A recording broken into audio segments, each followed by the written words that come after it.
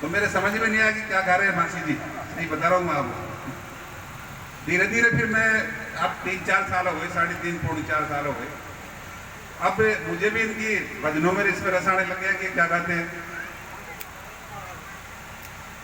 तो आज आप सबने जो बाबा श्याम जी का यहाँ भंडारा किया है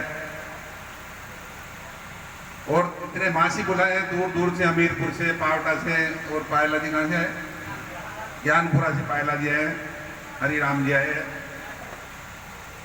वे सब भक्ति भाव से आते हैं और आप लोगों को मनोरंजन भी करते हैं, भगवान के भी भजन करते हैं। आप लोगों ने, मुझे ध्यान है, पुर्जा की डाणी, मंगलवार या आसपास के जितने भी लोग थे, सबने मुझे चुनाव 2018 के चुनाव में पूरा आशीर्वाद दिया था आपने मुझे। मैं आपका एहसान तो भूल ही नहीं सकता। लेकिन फिर टिकटों में बात आई कि साहब हमारे इस क्षेत्र के कोई सेवादार व्यक्ति को टिकट मिले, तो मैं भी हाथ की आदि सोचा, मैंने कहा कहीं न कहीं अपने को इतनी सेवा करते हैं रोटी बैंक के RC यादव जी, तो मैं इनको टिकट पंचायत समिति का इनको दिया। ये चुनाव हार गए होंगे, कोई बात नहीं, चुनाव में भी हार गया। अरे किशोरपुरा वाले बैठे अभी कह रहे थे मैं एक वोट मेरा तो दूंगा, मैंने इनको भी टिकट दिया, पप्पू बोस गुजर को टिकट दिया नहीं दिया बताओ आपके गाँव में, लेकिन वो जीत गए पप्पू बोस। तो मौका मिलता है तो हम भी अपना ऋण उतारने की पूरी कोशिश करते हैं। बाकी तो आपने जो आशीर्वाद दिया है वो ऋण तो मैं कभी उतार भी नहीं सकता। हाँ, एक तरह से उतार सकता हूँ आपकी सेवा करके, और श्याम जी की कृपा रही तो निश्चित रूप से 2023 में मुझे ऐसा मौका भगवान की कृपा से मिलेगा और निश्चित रूप से मैं कुछ करने के काबिल बनूंगा तो अवश्य आपकी सेवा करूंगा। मैं आपको विश्वास दिलाता हूँ, मैं कर्म में विश्वास करता हूँ और कर्म ही प्रधान है। भगवान श्री कृष्ण कहते थे कि कर्म करो, फल की इच्छा मत करो।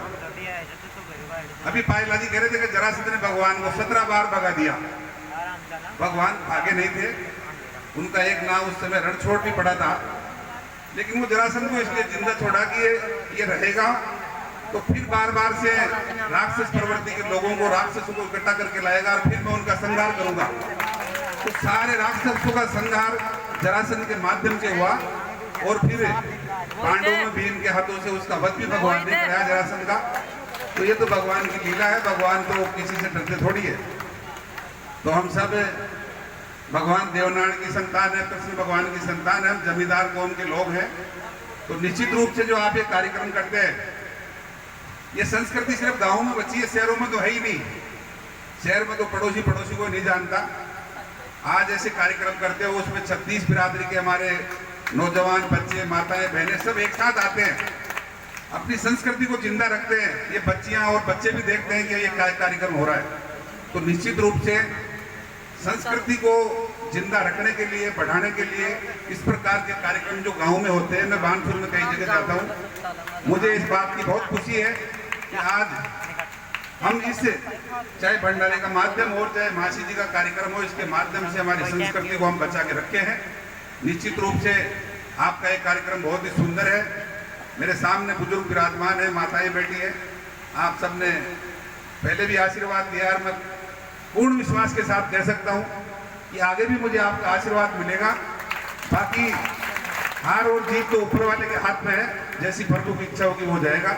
लेकिन हार हो चाहे जीत हो, मेरे मन में हमेशा सेवा का ही भाव रहता है और हमेशा मैंने बहुत कार्यक्रम करवाता रहता हूं। मैं पिछले 17 साल से रक्तदान शिविर का कार्यक्रम करता हूं। आपके बानपुर के आसपास के बहुत लोग टेलीफोन करते हैं मेरे को। मैंने अभी तक 17,000 ब्लड यूनिट इकट्ठा करवाया, 17,000 यूनिट 17 बार में। और किसी को भी जरूरत पड़ती है, कोई बीमार होता है, किसी को खून देने वाला नहीं होता है, जो कोई भी फोन करता है, चाहे वो SMS हॉस्पिटल हो, कोई भी अस्पताल हो, कहीं भी जरूरत पड़े, हालांकि किसी को ऐसी जरूरत न पड़े, लेकिन पड़े तो भी आप मुझे आधी रात को याद करना, कभी कोई दुख पड़े तो जरूर याद करना, सुख की बात अलग है। आप सबने आज मेरा जो मान सम्मान किया है उसके लिए तो मैं हमेशा आपका आभारी रहूंगा। आप सबने आशीर्वाद दिया। मासी जी औरों को भी बहुत बहुत धन्यवाद देता हूँ कि आपने भी बहुत अच्छे से मेरी मान मनवार में 2 लाइन कही। आप सभी का धन्यवाद, सभी मातृशक्ति को प्रणाम। सभी नौजवान दोस्तों को मैं निवेदन करूंगा कि जिस प्रकार से बानपुर क्षेत्र में थोड़े अपराध बढ़ रहे हैं, और माँ बाप से भी मैं कहना चाहूँगा कि अपने बच्चों का ध्यान रखें, बच्चे कहाँ जाते हैं, क्या करते हैं।